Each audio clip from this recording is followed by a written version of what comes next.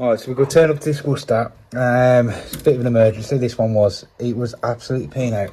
This block here, the left-hand block, is really common on these. You see the boiler's got no pressure in it. Customer had the emergency plumber, which capped it off underneath there. Stop the water going to the boiler.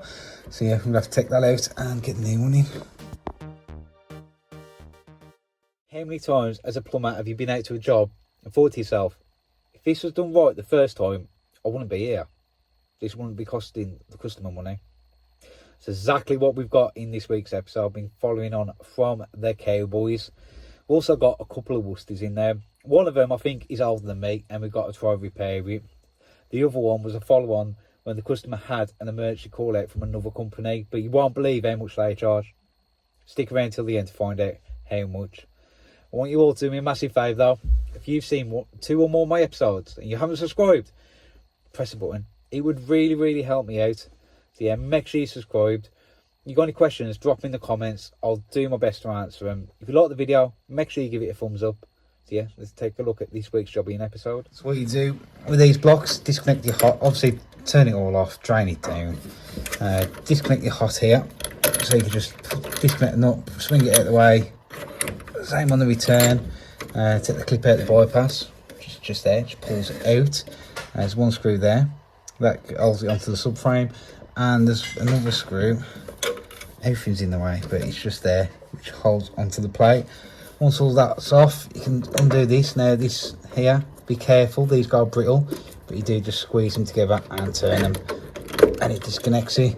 All you got to do now is try and wiggle that out of the way. Okay, it's easy as what it looks sometimes, especially with the bypass pipe. It can be a bit of a nightmare. We will struggle and sweat until it comes out. Just to make life easier for myself, disconnect the gas pipe, and I've got the wiggle room then to ease it out, that bypass. So it's off the subframe, off the plate, off the connection at the top, off the bottom connections. Ease just that bypass hole in there, but you've got to struggle to get it out. It will come eventually. So a bit of swearing, but we've got the block out. There you go, that is the left hand block. Let's see where it goes, because this was absolutely peeing out. Flooded the customer's kitchen, but of course see nothing at the moment. So I've got the new block ready. There is some things you have to take off the old block to put into the new block, like the pipes here. Replace these O-rings. Domestic hot water for Mister. Take that out. I've already changed the O-ring on that, got in a new one. Gonna get these pipes and I've got everything laid out ready. It's just so I know where it is, and yeah, so I'm just gonna put them pipes on, then get this back in.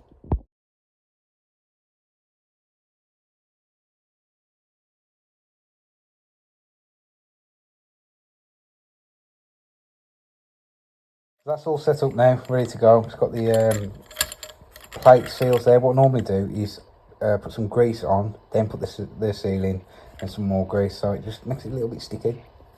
Same with that one. Got the washers on there, ready to go. The bypass, that's all ready to go. So what we're going to do now, try and get him in at an angle. I'll set the camera up, it might be able to see, but basically you just line it back up the same way you took it back out. What I normally do on these is get my bypass pipe in, then you should have enough room there to lift it up onto this side, just here, then get that one in. And the hardest for me to do, I can't do it one-handed, so that's how I normally do it. Get the bypass pipe in and lift it onto there and get that connected. So that's the new block in, bypass is in, connected up to here. So it is a lot easier to put your bypass in then just hook it on. Don't forget to put your gas pipe in first though. Because I took it out, went to put this in, put it all in, I was like, gas pipe, I couldn't fish it round. Well, it was just quicker, just take all that back out and put the gas pipe back in. So yeah, what we've got to do now is get underneath there, take that cap end off and put in a coupler, get the water back on. A bit tight under here, but I should be able to get it.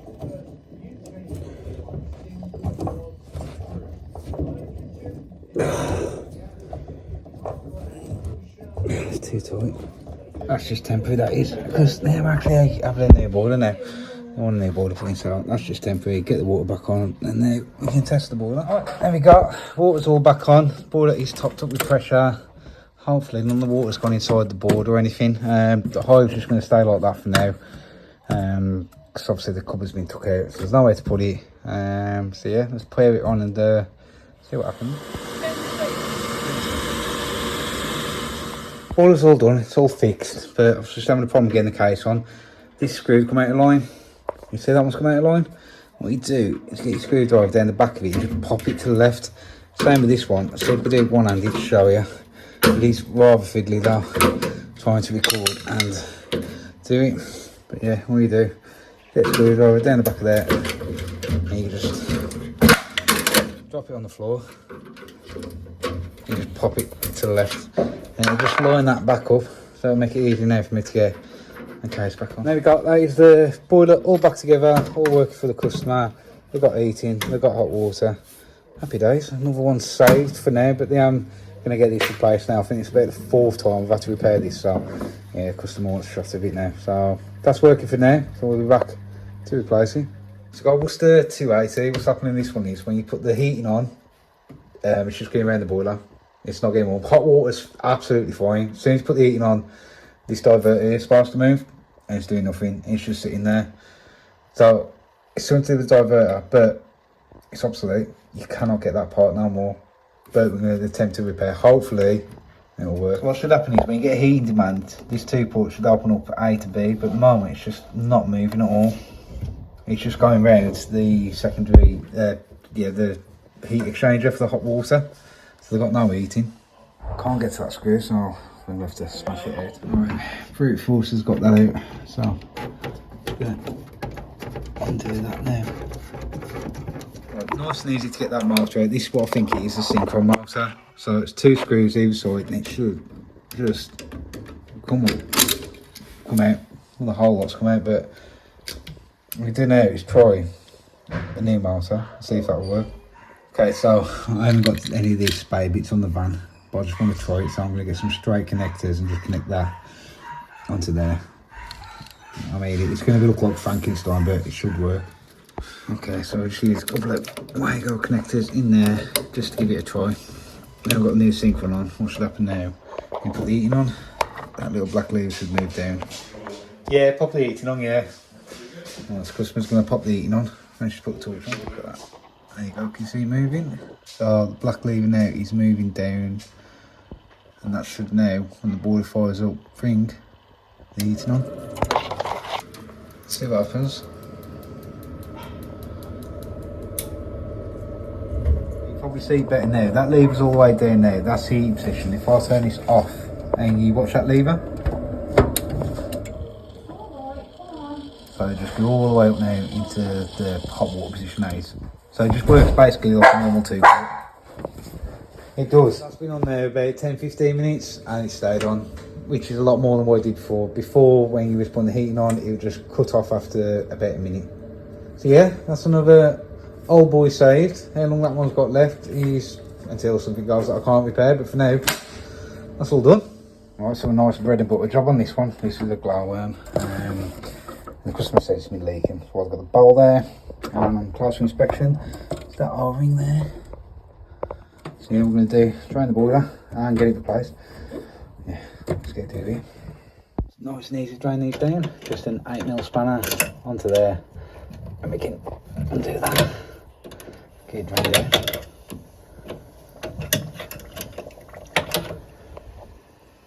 So I'll be draining along. Just going to pump the expansion vessel as well. So just to help it drain, put your foot pump out and do the expansion vessel in that thing. So it'll start pushing the water through now. So once the pressure's off the boiler, you can disconnect the nut here. It's still going to be water in it, that's why I've got the new vessel. I can't push it back because the bypass is there. So I'll just set that up so when I push it back, I'll just go straight into there into my bucket. There ain't much water in there now. And now, you see the nut there? Go and do that. So we've got the movement to pull that pipe out. So you can see that is near enough loose now. What you can do, that clip there, if you want to get yourself flattened, pop that up. And then you can take that clip out. You should be able to pull that pipe out. It's going to be stiff though. Don't too bad. There we go. So yeah, you can just pull that out now. Just got to take the rest of that nut off and that will pull out. There we go. It's going to be that O-ring there, it's leaking. Let's see if we've got a match. There's our O-ring. Let's have a look what we've got. Now this I've acquired over the years. say no more about that. Normally them silver ones are pretty good match. That's a little bit too small though. That one looks like a good match. No, too thin. Normally them are fine on Valliants though. Looks a bit too thin, don't it? See what else we got. That one next to it. That should fit perfect. Bit of silicone grease on there. Let's get him back in. Pretty straightforward. Pushing in. Leaning right hand, hold on.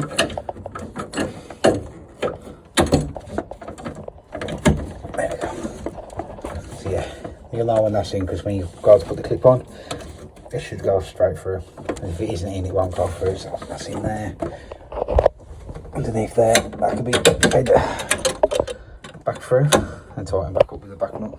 So you had to put the clip in so it pushes down and go right the way through. You can see it's in front of the copper bit, so whenever you've got to pull now, it's coming out. Always checking, but yeah, you can see that's in properly. And just got to put the back nut back on. So that back nut is all back in. Just make sure you change the fibre washer on your final connection here as well. So I'm just going to put that back in there, get that tightened up. Right, just while I think about it, a couple of things you need to check on these models of glowworms. It's the flue collector at the back. You need to put your analyzer down the back here because they have these valves. So anytime you service the flue gas analyzer at the back, make sure the flue collector's okay and the seals. Always make sure the seals are okay. So I'm going to run my analyzer around here, run it around the back as well, just to make sure everything's okay on there. Clip back in, that's all tightened up. Let's put some water in. Yeah, just filling that up now, and we'll put 3 bar. It looks like it's going to hold. Happy days. All boiler repaired, by the looks of it. So this tail valve hasn't worked for a while. What I've done is, systems banks have been doing that radiator, but I've took the valves out. Then we're completely clear. What I'm going to do, I'm going to foot pump it. Right, so this is the setup we've got. We've had to put a 3/4 connection onto there because that nut's bigger than standard 15, else would have gone straight into it. So I've got a flexi onto there into a T. That goes into this flexi here with an isolation on. So if there's a back pressure we need to drain it, you can do it from there. Then that T goes to here, goes to the adapter into the pump. What we can do now is pump it. See if we've got a blockage.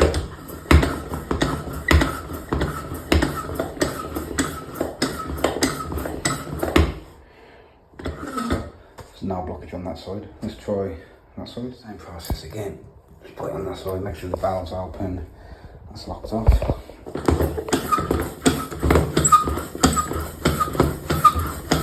Just a bit of resistance there. That seems clear. There was a bit of resistance to start with, but now it's just open each valve and listen to see if the water goes in. Yep.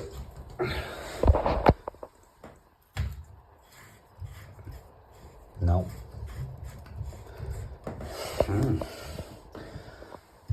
Nothing on that one. If I open this one,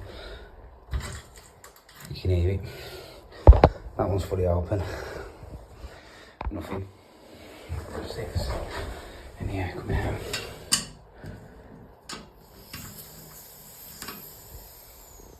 No. This will be interesting. Okay, we'll leave that one off for now.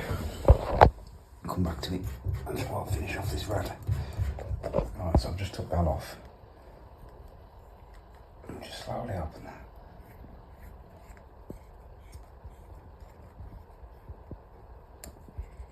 It's fully open. Absolutely nothing. That valve was clear as well. We know we've got water because you've just seen it. This is weird. Pump it up.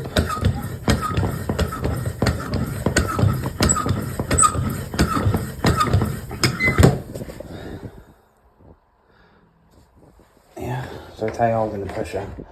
There's nothing there. Okay. Absolutely nothing. That's when I'm going to try some AD MC5. So What will happen is circulation push it round, down, and it'll just be pushing against pure cleaner on whatever is blocking that pipe. So, make sure that's open. Get a dose. So I've put as much cleaner in that pipe as I can. It's the best I can do. Then what I did was left that off, connected that, put the rest of the cleaner in the rad. So I'm hoping it'll circulate and push it out. That is all I can do on that one, unfortunately. Football trick, I'm yet to record one that bloody works. Honestly, it works a treat. You see that one, the pressure's not building up, so don't know what's going, unless it's a partial restriction. But let's see what that clean does. So I'm going to work in the next 20-30 minutes while I finish off that rad, clean it all up, or I'm going to be back repiping it. That cleaner can stay in 28 days though, so I've got to come back at some point. But if cleaner does its magic, I'll let you know. If it doesn't, you're going to see me repiping this rad. So I'm back at this radiator. Clean's been in 2 weeks, it's done nothing. Absolutely nothing. Now, I am against the clock on this one.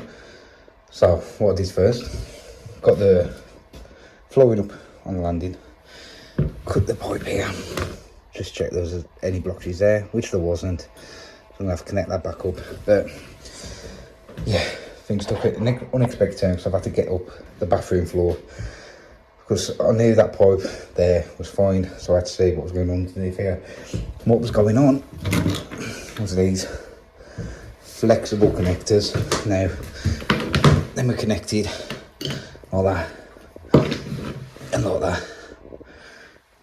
So one of these flexes on the radiator, absolute cowboys. So what I'm doing now, I've cut them out. You see there, I'm going to put some proper fittings in, all in 15mm. This normally happens when bathroom fitters don't know much about plumbing and they just use what they can. So, yeah. So all that work that I did last time was in vain, but that's the logical process to go through where you find one radiator not working. First thing you do, turn off all the radiators, apart from that one, make sure the valves are okay and fully open, TRV pins, stuff like that. Then just follow the process that you've just seen. All else fails, rip up the floor and find some flexes, I suppose. But yeah, I'm just going to repipe that and mystery solved. Right, repiped, just put an extension in there. Now the crown pipe, you can clean them off if you want and try and solder onto them, but I've had it before where I've done that and it just didn't take. So I use compression onto crown now. So compression there, bit of an extension there. That was a pain to solder, but I got that on. So I'm going to now leave this radiator off because I want to get in it in a bit. I'll fill it all up, make sure there's no leaks. Get in between, and that should be toasty hot then. So I've got some pressure back in the boiler, no leaks. I say we did turn the bathroom rad off, so we can get some in between there. So let's get that in. How steady is your hand? Right, in between, you'll know if this has worked straight away because I'll open this valve, you'll hear a gush of water. There you go, 1, 2. So now that's clearly, that is going to work an absolute treat. It's on. Oh my god, roasting hot, absolutely roasting hot. So happy about that. No, I'm not happy about the flexi, but I'm happy I've got it going again for the customer because I've been riding it for ages. So happy days. Alright, so the flooring, I've got it back down the best I can. From that angle, it don't do that, but it's all broke. You know, it's gone together there well at all. So the customer's going to get new flooring. We did speak about this with the customer before we started work. We said we're going to be able to get this up in one piece. So they're going to have new flooring underneath here. I've told them to strengthen up the back of there when they have it done. But yeah, so customer's pre-warned. That radiator, smoking hot now. So yeah, that solves that mystery. I don't know where I'll find these jobs. This is probably the third one now that I've put on YouTube where it's a black radiator and I'm like, I know what I've got. I've got the football trick, watch this, and it don't work. One day I'll get one that'll work, but yeah, that's the third one in, it's got to be 3 months now where I've had one radiator not working and it was complete blockage on the pipework. There you go, that's another one all sorted, happy days. There you go, a couple of flexes on a radiator, you don't see that often, but like I said in the episode, you normally see that when the bathroom fitter ain't got much of a clue about plumbing other than just trying to cut corners, make life easy for themselves. Just touching back on that old Worcester, customer says they're going to keep that as long as possible. So you never know, we might be back there trying to repair it again, but that one's working for now.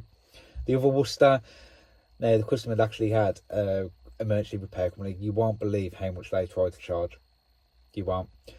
So they went out to it, took it all apart. The customer didn't say how much of a call out they charged, but they quoted for that left hand block £380.